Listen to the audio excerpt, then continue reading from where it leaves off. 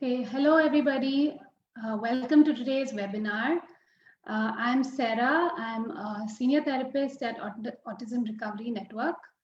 And just a brief introduction about myself. I've worked as a psychologist in a Singapore-based special school before, and I'm working towards my BCBA.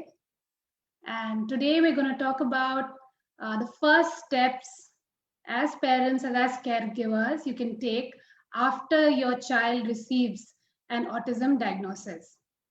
So before we get into what to do next, I would just like to talk briefly about how an autism diagnosis comes about, how a child is formally diagnosed. I would like to explain that as well. So moving on to the next. Yes. So let's move a few steps before the formal diagnosis. Parents who have children on the spectrum may have noticed certain signs or symptoms which indicate that something is missing or something is not right. And this is what we call the common red flags or the common signs which parents or caregivers might see and say something is wrong and or something is not right and we need to get our child checked. So these are the common red flags or symptoms that parents and caregivers may have noticed, which indicate that the child may be on the spectrum. So the first step would be to identify these red flags. So by the end of 12 months, you might see, or the caregivers might see signs such as the child not showing signs of babbling, using very limited gestures such as pointing or waving might be absent or very limited. So limited display of affection to primary caregivers.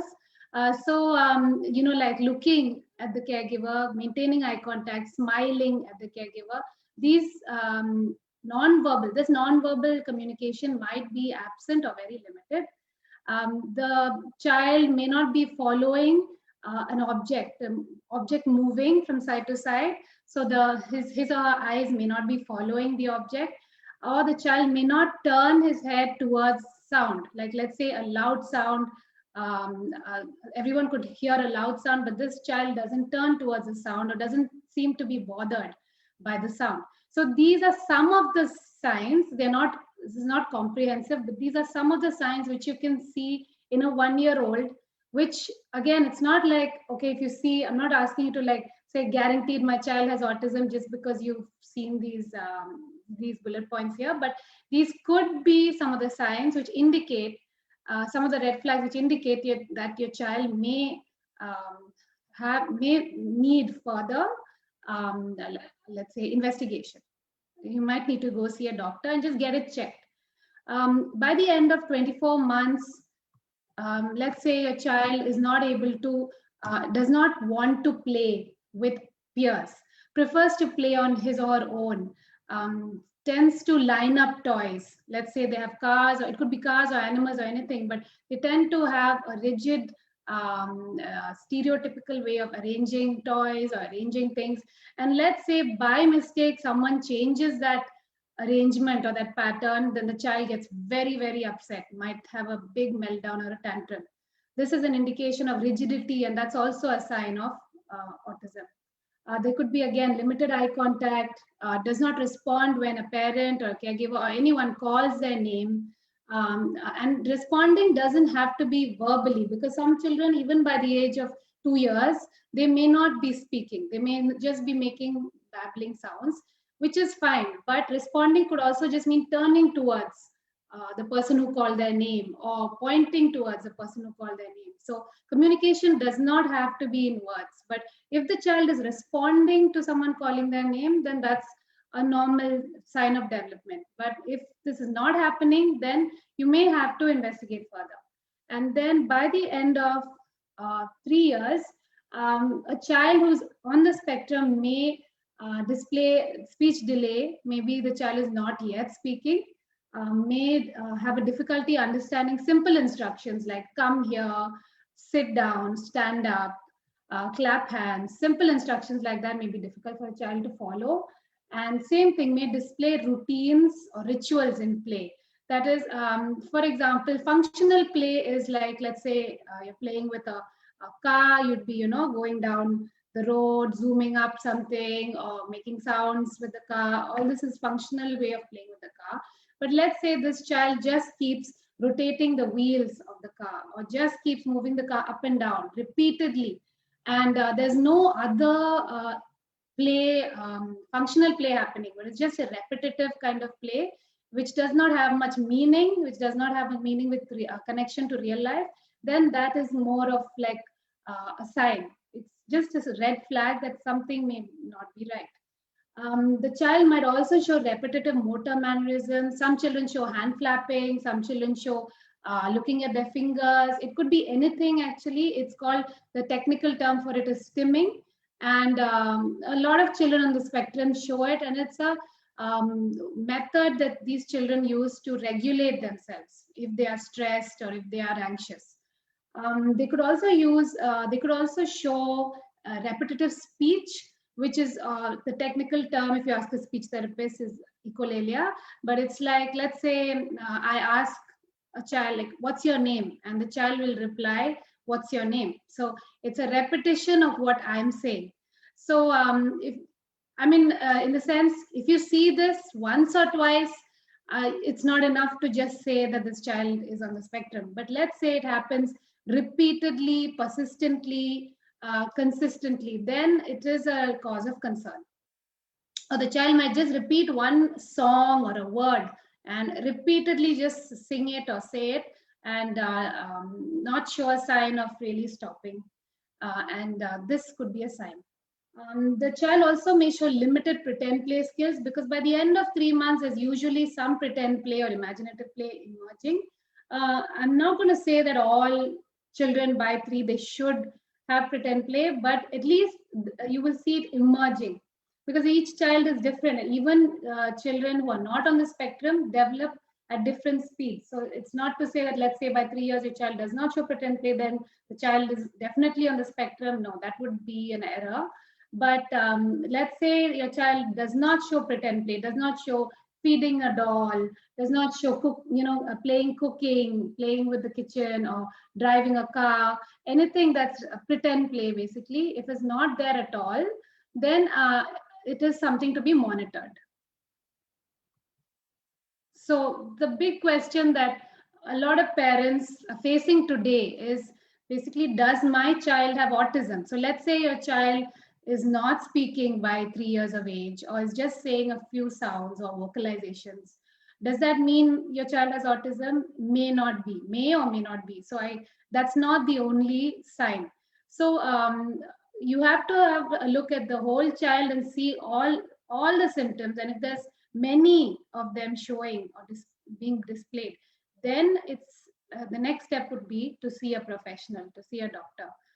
So the first step would be to meet your child's pediatrician, because it's not easy to diagnose autism. It's not so simple that you just see, oh, my child is not talking, or my child is showing hand flapping, so my child is on the spectrum. Now that would be too quick a diagnosis or too quick a decision. So the first step would be to meet your child's doctor and consult with your child's doctor and discuss the red flags or the symptoms that you have observed. If the pediatrician observes the child and feels that yes, there may be a possibility that the child is on the spectrum, then the pediatrician will ask you to go in for a formal diagnosis. A lot of parents ask me, like, when should we go for the diagnosis, or when is the right age? So there is actually no such technical concept that it has to be done at this age. It is definitely the parents' decision. And signs of autism can be observed as early as, let's say 12 months of age. Signs may be observed, but it becomes clearer as the child grows older. So it would be better to diagnose a child when the child is a little older than 12 months, which would be maybe between 2 and 3 years of age. But I'm not saying that you have to do it then, but it's a suggestion that it would be better to get it done then, because by then the red flags will be more and more visible. Because if you do it too early, then it may not be autism. It may be just that the child is not yet fully developed. He or she is only 12 months old. It's too early to give a diagnosis. It may not be that clear cut. But at the same time, if you delay it too long, then it will be difficult for the child to learn skills. I'll come to that later. But an early diagnosis is always a benefit. And I'll discuss that in detail further. It's better, I would suggest that between 2 and 3 years of age to get the child assessed if you suspect, if you find these red flags. So I have a short video here which I want to show you, to share with you, which is basically to get a better understanding of how autism can be so different and diverse. And as you may know, it is a spectrum, autism spectrum disorder, indicating that basically it can be different, it can be presented in different ways. There could be a child on the spectrum who is non-verbal and shows a lot of hand flapping and doesn't know how to use his words. But there could also be a child who's on the spectrum who is very talkative, just doesn't know how to make friends, is very good with academically in school, but is getting bullied because he's not able to make friendships, is not socially, feels socially inadequate. So both these children are on the spectrum, but they're completely different. And the main deficit in autism is a social aspect. So children with autism find it difficult to interact, to have that social exchange, social reciprocity, which is a challenge for them. Let's have a look at this video, and we can discuss later about the video. This 19-month-old child does not show signs of ASD.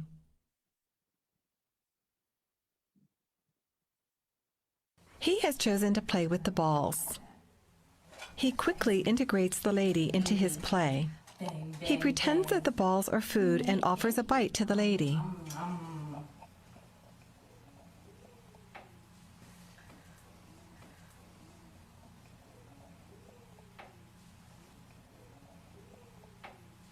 He pretends a lot of stuff is food, and he always wants you to offers eat it to you. Okay. You're making some yummy food. He understands that food, spoons, plates, and eating go together. Yummy. As he creates a pretend play activity, he remains aware of the people nearby. He enjoys incorporating social interaction into his play and offers the lady a bite. Thank you. That sure is tasty. He is able to pay attention to the lady, the doll, and the pretend food all at once. He shares his excitement about the toys with the lady, looking at her and smiling. After the lady comments that the food is hot, he links his play and language to her idea. It's okay now. It's cool. It's nice and cool now. Yeah.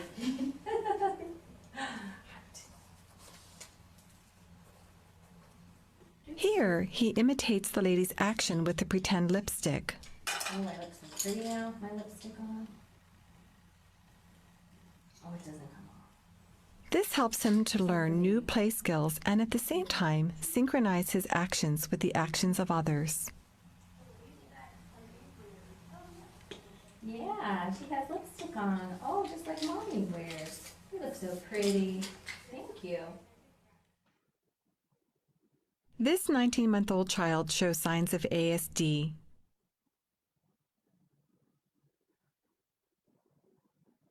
He has an intense interest in the toy phone. Toys R Us is He does not share his enjoyment of the phone with others. set up like the classroom. He does not look toward others and smile.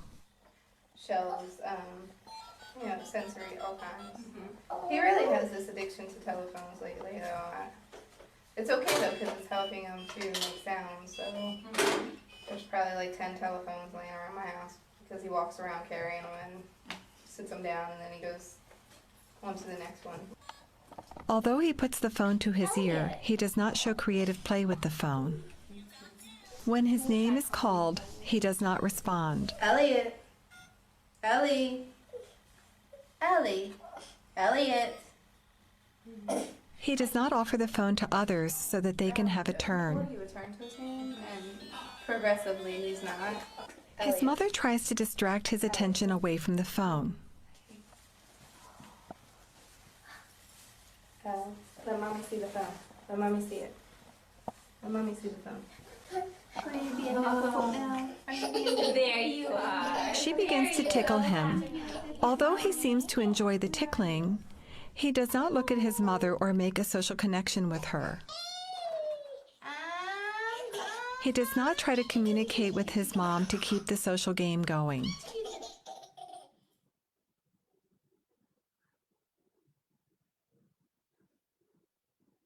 This 14-month-old child has a mild motor delay but does not show signs of ASD.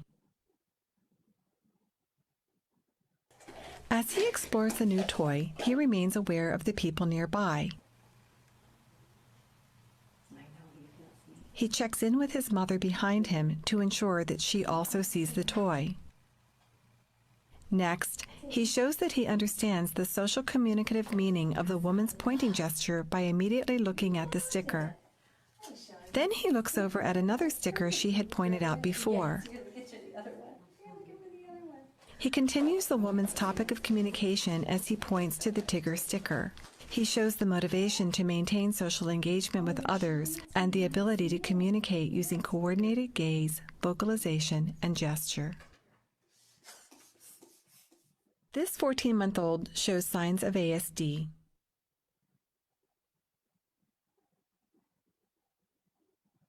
First, he flaps his hands while enjoying the bubbles. He does not share his enjoyment by looking at the man. He does not respond to his name. Ben. Ben. Ben. Although he looks at the man's pointed finger, he does not follow the direction of the man's gesture to locate the object of the man's attention. This 19-month-old child does not show signs of ASD. Sorry, 1 second. Yeah. So as I'll just stop the video there. So as you can see from the video, the main red flag in all these short videos was that the social interaction was limited in children who showed signs of autism. So when someone would point to something, let's say an object of interest, a child who may be on the spectrum would not follow that gaze, would not also want to look at that. So that's basically called joint attention. And joint attention is what is very challenging or sometimes not seen in children who are on the spectrum. In addition, also sharing enjoyment. That was another thing we saw in the video.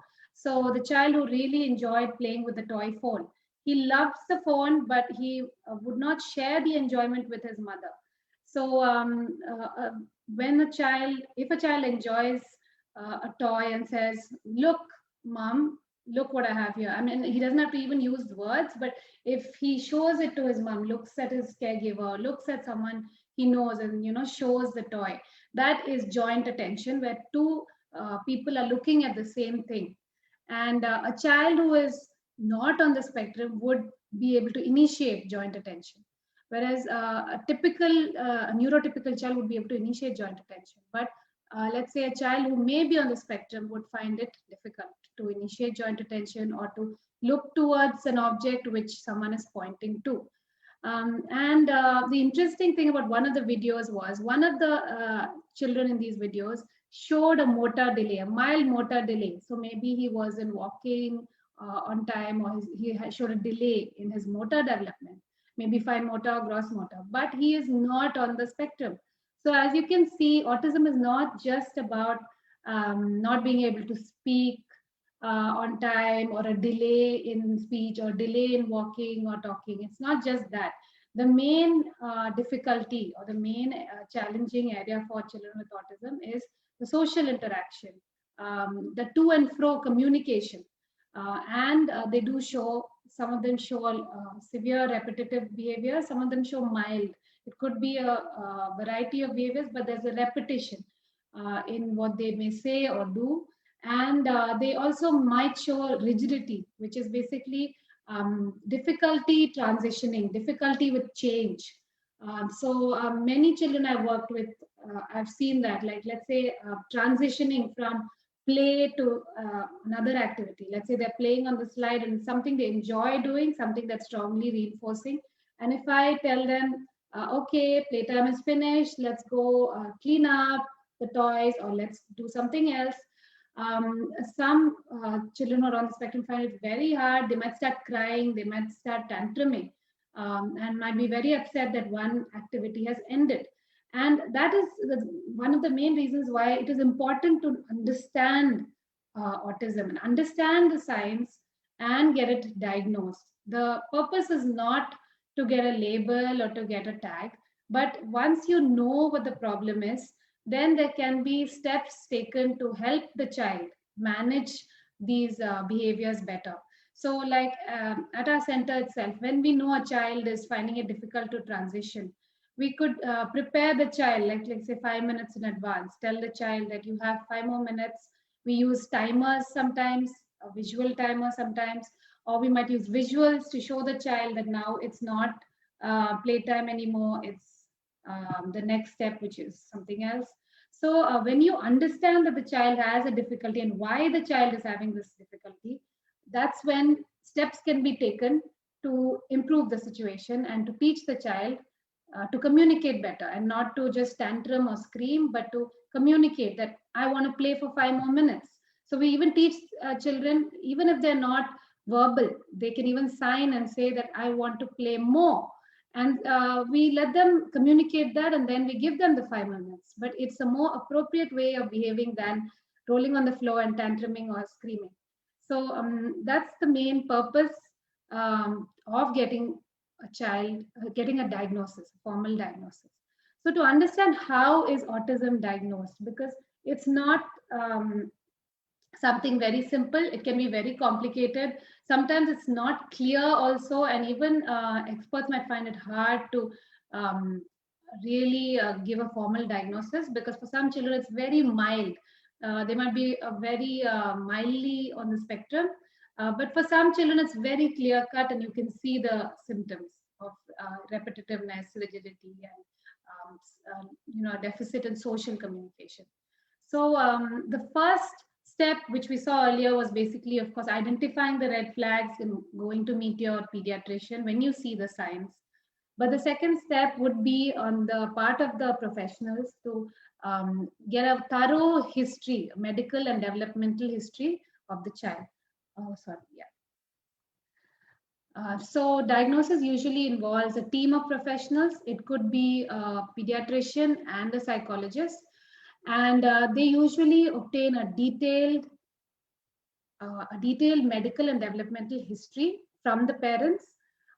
They observe the child's behavior, and not just for 10 minutes, but it may be for much longer. Observe the child's behavior and see if there's any repetitive behavior. Is the child showing any deficits with social communication? Is the child showing joint attention? Is the child able to point? If the child is not yet talking, that does not necessarily guarantee that the child is on the spectrum. So as I said, there are many areas to be explored and to be investigated. So they interview the child's main caregiver and also find out how the child is at home, how the child was in the early years, like earlier in the past. And this gives them a lot of an idea, an insight on what could be autism. So to be given a diagnosis of autism, the child has to meet criteria that have been stated in the DSM-5. So DSM is basically the Diagnostic and Statistical Manual. It's a reference book that healthcare providers use, so that it's not just based on, just a hunch, or just like, let's say the doctor sees the child and just decides on his own that, yeah, the child is on the spectrum, but another doctor does not feel that the child is on the spectrum. So it cannot be so taken so lightly, right? So basically, they follow the DSM, which has a fixed set of criteria, and only if all these criteria are fulfilled can the child be given a formal diagnosis of autism. So if you ever go to a doctor and the doctor just by looking at the child for 10 minutes if the doctor gives a diagnosis that's actually not right. It cannot be and should not be done that way. And of course, some children, it's very clear cut. When you see them, you can make out that the child is on the spectrum, but still, to get a confirmed diagnosis, a formal diagnostic assessment needs to be done. And the diagnostic criteria for autism need to be fulfilled. So these are the diagnostic criteria on um, the DSM-5. So there should be persistent, meaning long term and consistently showing deficits of social interaction and social communication, and not just in one setting, but in a variety of settings. So let's say your child is a bit shy and doesn't like talking to new people. That does not mean the child is on the spectrum. That might be just because the child is a bit of an introvert or does not want to, is a bit afraid to meet new people. But let's say the child does not show social interaction in most settings. Let's say it's at home, in school, or with relatives, or we're going out, and the child just does not want to talk or say hi. That could be one of the signs. Again, that's not guarantee that your child is on the spectrum. So it has to be persistent and in a variety of settings. The child may show restricted or repetitive patterns of behavior. This is what, like I said, some children might show a pattern in terms of this needs to happen first, then this, and then this. It has to follow that order and it cannot be changed. I worked with a child who wanted the soap, in the bathroom, the soap needed to be put in a particular way. And if I change the position of the hand wash, he would get upset and we want to change it back. So the rigidity can go to that level. And symptoms should be present in the early developmental period. So it's not autism presents itself around, early on in the early years. Usually it's not that, a child is 10 years old and suddenly the child shows symptoms of autism. That is highly unlikely that it's autism. It may be something else. So it's in the early years itself when parents and caregivers notice some delays, and that's when it could be autism. And symptoms cause significant impairment in social, occupational, and other areas of functioning. So it's not just a little bit of not being able to talk or not being able to mingle, but it is like it shows, it makes a marked difference in the child's life. But the child just doesn't want to play with his sibling, let's say, or the child just wants to sit on his own and line up the toys. And if you ask him to play something else, he just does not want to. So it does affect the child's play skills. So when you see a significant impairment, so that it could be autism. And then these disturbances or these symptoms are not explained by intellectual disability. So which has a different set of criteria. So autism and intellectual disability can occur together. There are children who are on the spectrum who also show intellectual disability, but it should not be misunderstood for that. Sometimes it's together, and sometimes it's just a child who shows just intellectual disability and may not be on the spectrum. So that is why it's very important to get the child assessed by a professional who is trained to diagnose children with autism. So just briefly, I'll just explain the triad of impairments in the autism spectrum. So it's called the triad because there are three major areas which are affected: social communication, social interaction, and repetitive behaviors. So we saw this in the videos. So basically, social emotional reciprocity means there's no back and forth, or there's very limited back and forth communication. The child might find it very difficult to make requests, simple requests. Let's say the child is hungry, but the child is not able to say or communicate that the child is hungry and might just start crying or tantruming. And the parents have to figure out why is the child crying. So communication is definitely affected, verbal as well as non-verbal. So even if the child shows speech delay, but if a child shows non-verbal communication such as pointing or gesturing or waving when someone says bye, to the child, then that is a sign of a healthy non-verbal communication developing, and child may not be on the spectrum. He or she may just be late in talking. So non-verbal communication is definitely affected, and speech and language could be delayed. The second area is social interaction, which is basically relationships, developing and maintaining relationships early on itself. Like sometimes even babies show signs, babies who are on the spectrum. Like let's say the mom smiles at the child and the child may not reciprocate, may not smile back. When you shake a rattle and the child may not look at the rattle but maybe looking at something else.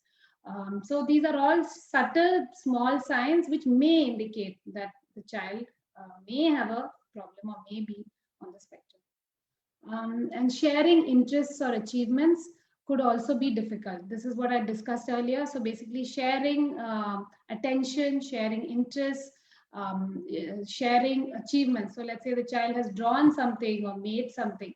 A child who's on the spectrum may not feel the need or may not find it even interesting to show somebody. They may do it and then that's it. They don't want to share it.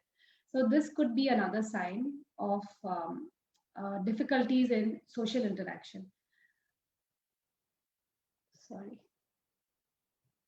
And the third area is the repetitive behaviors.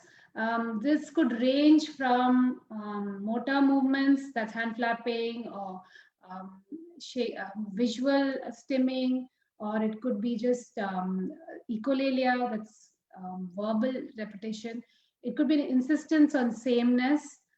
They could have very strong fixated interests, like let's say they really love sea animals, or they really like playing with animal toys, and then any other toy is not at all interesting. They don't want to play with other toys. They don't want to even explore something new because they're fixated on, let's say, transportation toys or animal toys. And they have sometimes strong attachment with unusual objects. So one of my students has an unusual attachment to small items which he himself finds, and he has a need to just hold it in his hand. And he's strongly attached and there's no play involved, but he just wants to hold on to it. And they may also show unusual interest in sensory aspects of the environment. Like let's say there's bright lights. They might be disturbed by it. They might get they might start crying because the lights are too bright, or they might really enjoy the feeling, the visual input that they're getting from the bright lights. So they have an unusual response to the sensory stimulation around them. For example, let's say a police car just went by and we know that it's a police siren and we're okay with it. But a child who's sensitive to loud sounds might find it very disturbing and might really be upset because the sound was too loud for him to handle. So these are this is basically in a very concise way. I've just discussed the triad of impairments so that you can get a better understanding of what the difficulties a child with autism could face. Now, for the formal diagnosis, how does a child get diagnosed? So a formal diagnosis involves a standardized diagnostic tool which is used to diagnose a child. So it's not just based on observation alone, but a majority of the assessment is by the professional observing the child and observing the child for the triad of impairments. Is the child showing repetitive behaviors or sensory sensitivity?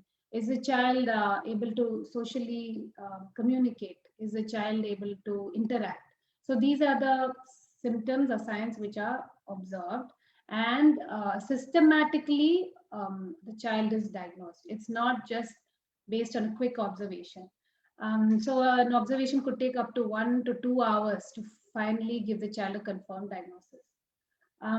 So these tools provide a systematic and standardized method of identifying a child, and it reduces subjectivity, which I spoke about earlier. So it's not, so there's no mistake, basically, like one psychologists might see the signs, another psychologist may not see the signs. So then who's correct? We don't know. So there's, when we use these diagnostic tools, we get a short understanding that whether the child is a confirmed on the spectrum or not. Okay, so diagnostic tools can only be administered by a trained professional. It cannot be administered by any psychologist or any doctor. It's basically a doctor who has been trained in the diagnostic tool. So diagnostic tools include the ADOS, which is the Autism Diagnostic Observation Schedule, the Autism Diagnosis Interview, or the ADI, the Child Autism Rating Scale, or the CARS, and the 3DI. Excuse me. So these are some of the tools which could be used. So it's not, obviously not all of them will be used. One of these tools will be used to diagnose your child. Once you consult the doctor, and if the doctor sees these signs in your child, then he or she will administer the diagnostic tool. So I'll just briefly explain two of the tools. I'll explain the Autism Diagnostic Observation Schedule and the ADIR. So coming to the ADOS, in Singapore, from my experience, I've seen that in hospitals in Singapore, like KKH, NUH, they use the ADOS, and sometimes they use the ADIR also together with the ADOS. So right now, currently, it's the second version. So it's called the ADOS 2, second version of the same tool. And it's a systematic and standardized tool to diagnose autism. It includes standardized activities. So basically, the child will be asked to do something, but it's in a playful manner. It won't be like a questionnaire for the child or anything, but maybe toys will be presented to the child, and the child will be playing with the examiner. But through the activities involved in the ADOS, the examiner, the clinician will be able to see the symptoms and to check if the child is showing symptoms of autism. Like, for example, the clinician might call the child by his name, or ask the parent to call the child by his or her name, and then let's say the child doesn't respond. So that's one observation. But that's not the only observation that determines, but that's one of the observations. So a holistic observation is made based on the activities involved in the ADOS. And as I mentioned earlier, only professionals trained in the ADOS can administer it. So even if, like, I have done my psychology, I've done my master's in psychology and worked as a psychologist, but I'm not yet trained to take the ADOS. So I cannot, technically speaking, I cannot diagnose a child with autism. So once I get trained in it, then only then can I administer the ADOS, and I can come up with a diagnosis for a child. So it's suitable for children and adults, the ADOS. It has 5 modules depending on the child's, on the person's age, communication, and developmental level. So there are 5 modules, and each module takes about 40 to 60 minutes to complete. So there are different, it's based on the age of the child and also the developmental level of the child. So it could be done, it could be administered for toddlers who do not consistently use speech, who may be just babbling. It could be used for children who do not consistently show speech, which is module 1. It could be for children who are verbally not fluent, able to talk but not very fluent. It could be used for children who are very fluent speakers, or it could also be used for older adolescents and adults. So each, based on the child's age and level, the clinician will choose one of these modules and administer one of these modules to the child. So it's not all of them, just one of them is chosen and administered. Along with the observations, they'll also take the history from the caregivers. So putting that all together, they'll finally analyze the results and come up with a diagnosis if required. Oh yes, module 4 is for verbally fluent, older adolescents and adults. Okay, and the second tool which I'm going to discuss is the ADIR. It's basically an interview. It's called the Autism Diagnostic Interview. It's a structured interview conducted with caregivers. So this is mainly for the caregivers. It's not done with the child. They are not going to obviously interview the child. So it's for the caregivers. And a series of questions are asked. Uh, and it's useful for diagnosing autism and planning treatment, and also distinguishing whether the child is on the spectrum or it's other developmental delays or disorders. So sometimes, as I mentioned, sometimes only the ADOS is administered. Sometimes it's both the ADOS and the ADIR that I administered to get a formal diagnosis.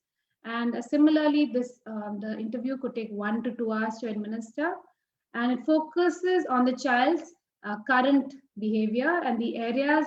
Like there are a series of questions for the caregiver, and these questions could be related to reciprocal social interaction, communication and language, and patterns of behaviors. So, sorry, that's patterns, as an error there. Sorry for that. So it's basically the triad of deficits. So if there is reciprocal social interaction or not, if there's communication and language, or is there a delay, and if there are patterns like rigidity or motor mannerisms, hand flapping, any restricted repetitive behaviors, yeah, if there are. So all these are in a question form. The caregivers are asked about these three areas. So this question is, it's a very, I would say, it depends on the parents. And I'm sure a lot of parents have this question in their mind saying, is a diagnosis really necessary? Like, how does it really help? So I'm not going to be prejudiced. Or, it's finally your decision as parents. But I'm going to give you like the pros and cons of both approaches. So some parents feel it's not necessary, and some parents have gone ahead with the diagnosis and felt that it has benefited. So let's look at the first one. Like when some parents say that it's not really necessary, they have valid reasons for that as well. So they may delay the diagnosis due to the fear that a diagnosis could be a label for their child. It might be stigma for the child. And is it really necessary? That's one of the thoughts that they have.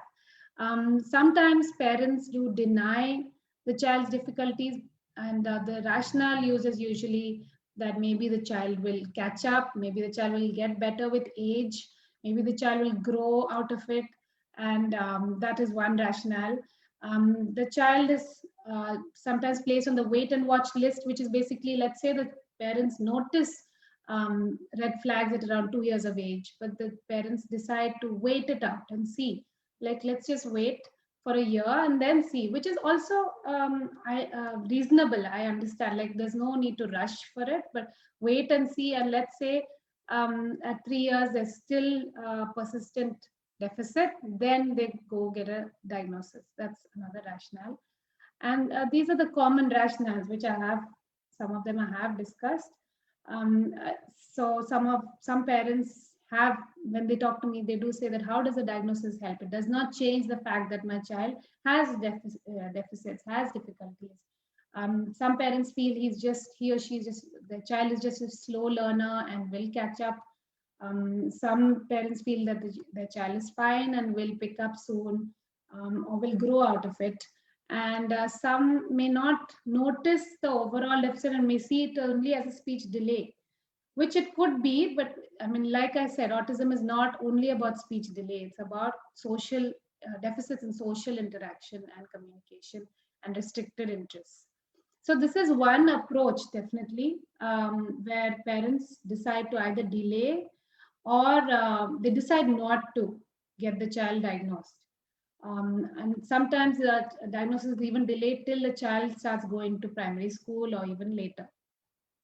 But looking at the other, let's flip the coin to the other side, and basically there are benefits of an early diagnosis. So the main benefit, which I feel personally, is that it gives the caregivers a better understanding of how to support their child.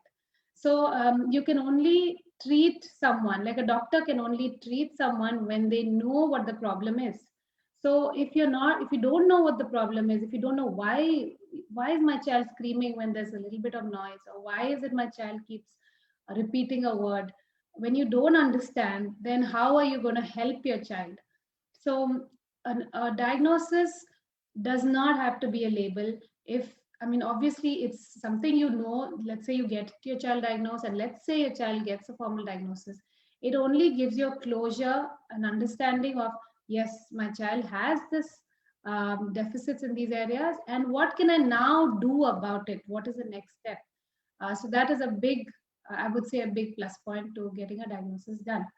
And this ties in with that, the second point, which is early diagnosis can lead to early intervention. A lot of research has been done on this, and it has been proven that early intervention makes a much more profound effect than a late intervention. And for the only sole reason that a young child's brain is still developing. And you can read up about brain plasticity, and it's not to say that the brain stops growing at 6 years of age, but a child between 3 and 6, or even 2 and 6, would learn faster, and learning would be more effective than, let's say, a child who is 10 years of age or older. So early intervention has been proven to be more effective in teaching a child with autism skills, and reducing the deficits in the child. Early intervention also leads to higher IQ, in sense strengthening cognitive skills, reducing behaviors, reducing challenging behaviors, because the child is able to communicate better and understand better. So that's another reason why diagnosis would be helpful. And Formal diagnosis is essential for admission to autism specific schools, especially, I mean, I'm talking about Singapore. I don't know about other places, but if your child needs to later on in primary school go to a special school because mainstream is too hard, or it will be too much of a struggle, then having a diagnosis of autism would help the child get into an autism specific school, which is definitely will be more structured, a smaller class size.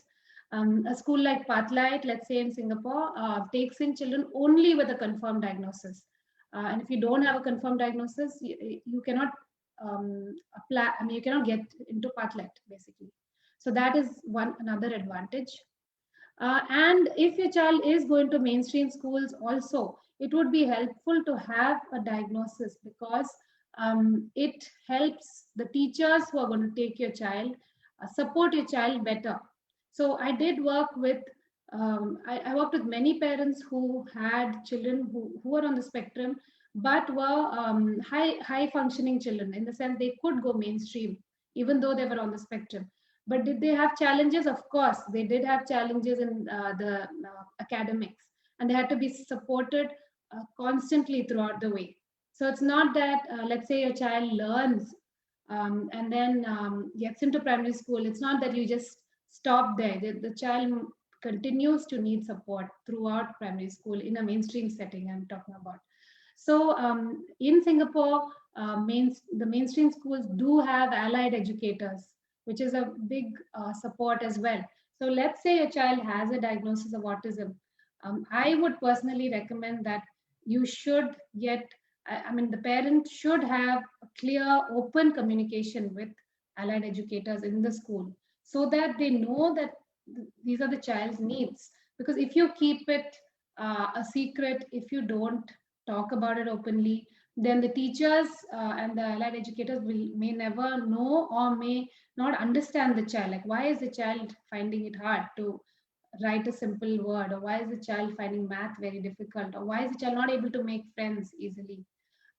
But if the teacher knows, and of course it's only between you and the teacher, and obviously it has to be confidential and not discussed with everyone, but having the teacher know, or having the management of the school know that your child has some needs, is a big support for your child in the mainstream setting.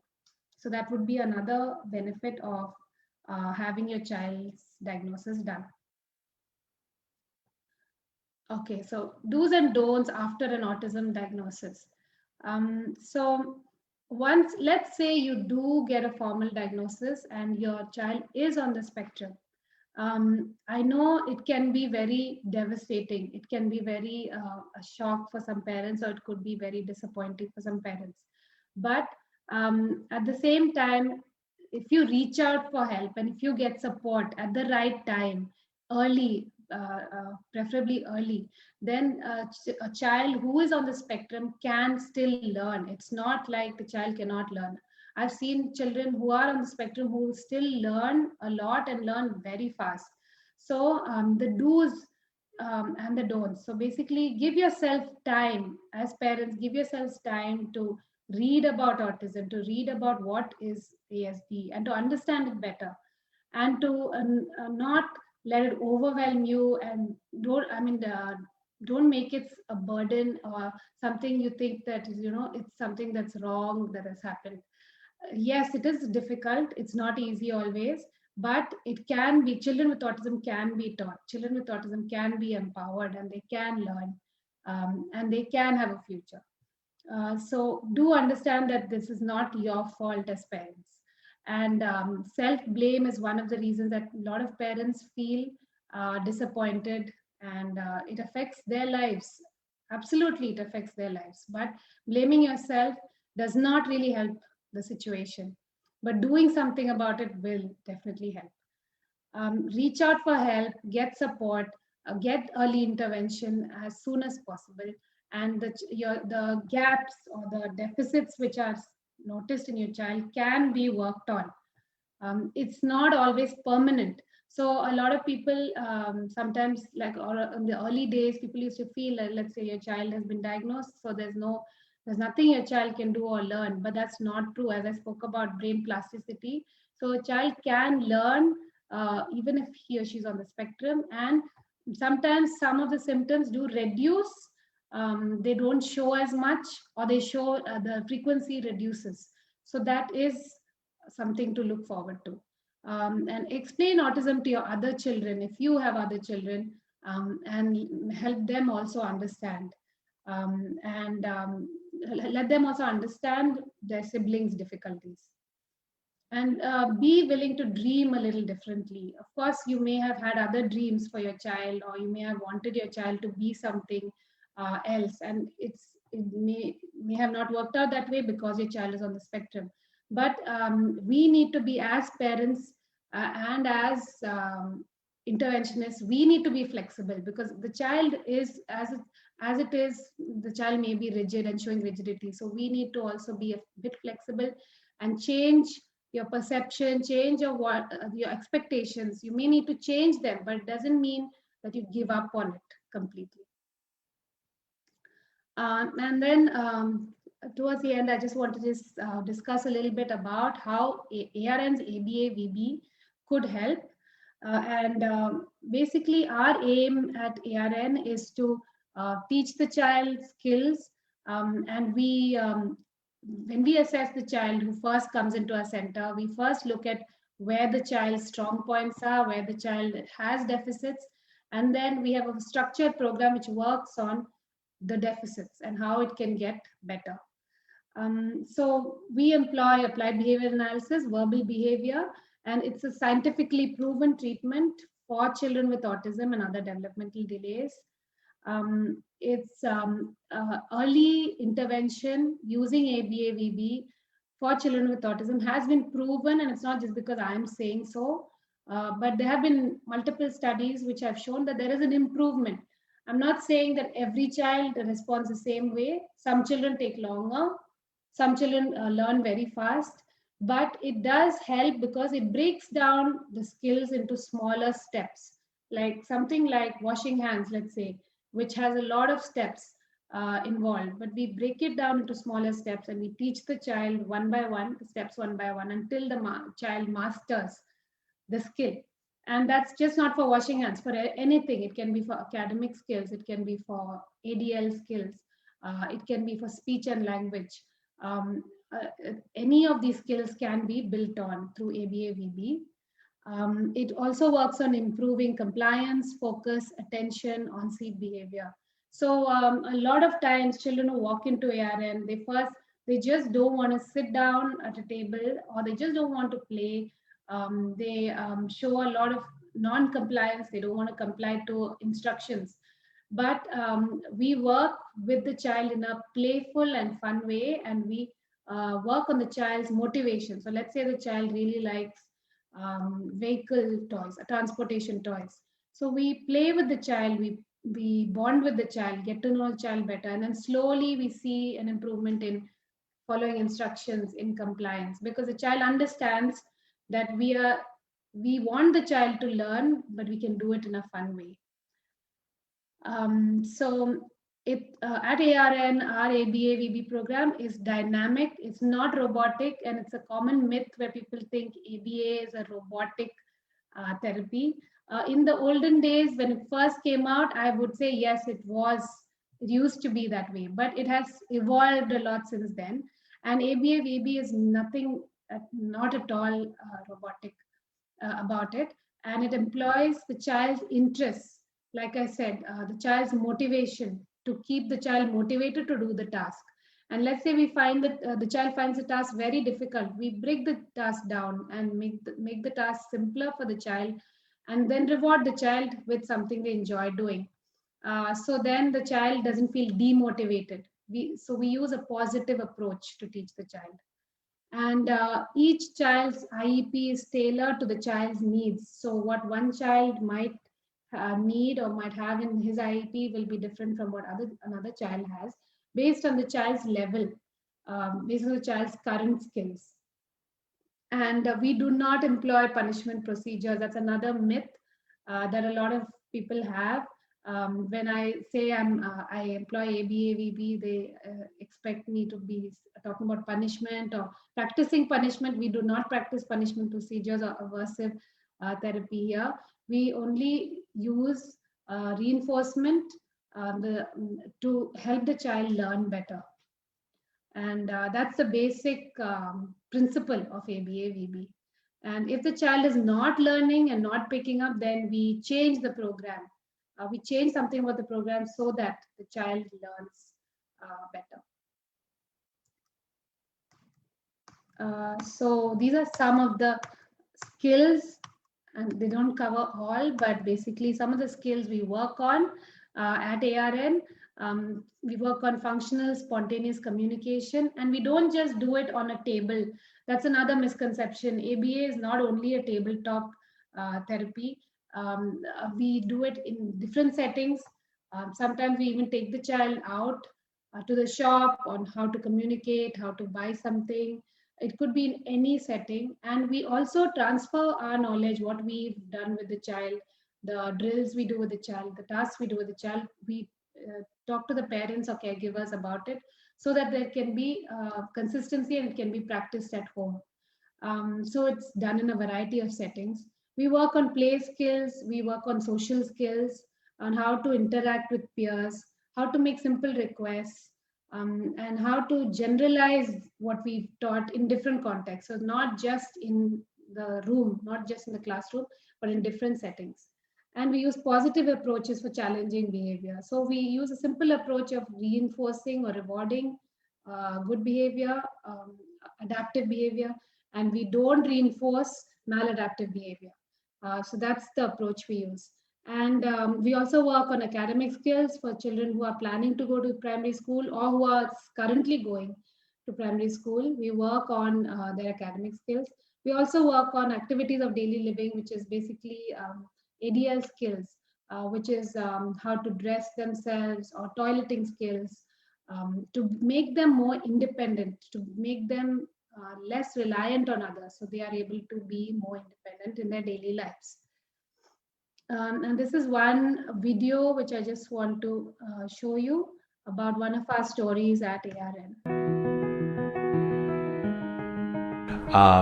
We started noticing that Carla was not very responsive to sounds. By the time she was perhaps 1.5, we noticed that she was at times very sensitive to loud noises, and her reactions were not consistent. So she would be unduly afraid perhaps of jet fighters, airplanes flying for National Day. She would be very scared of thunder, of loud noises, dogs barking.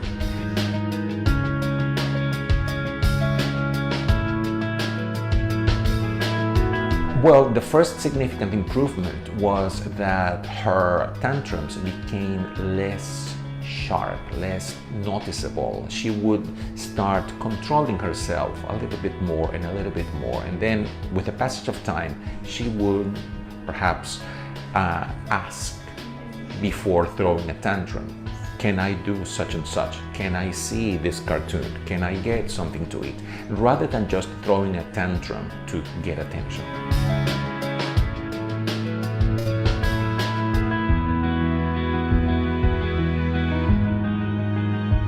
She is a very smart child, but she needs more patience and more support.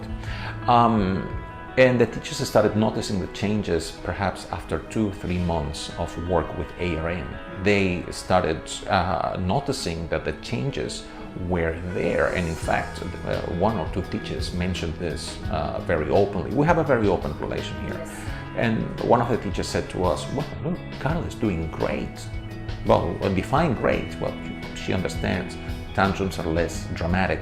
There is more support around her, and she understands that she now has a better way of communicating rather than throwing a tantrum or getting into a behavioral situation that would call attention.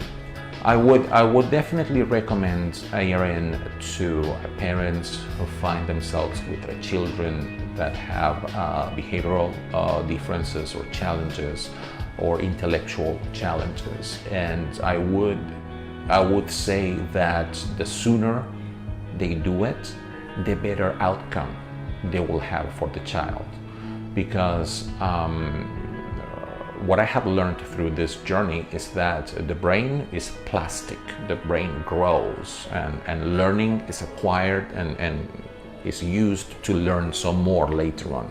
The sooner you start learning, the better the learning is going to be.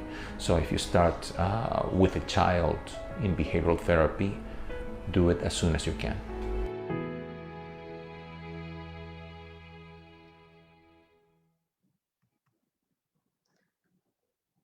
Okay, so we've reached towards the end of the webinar. If you have any questions or queries or any doubts about how a diagnosis is conducted or how it's done, or about the red flags that you may have noticed in your child, then please do approach us, and you can ask us your queries and we will try and answer them to the best that we can. Thank you for joining us, joining me for this webinar, and you can contact us on the website or by phone.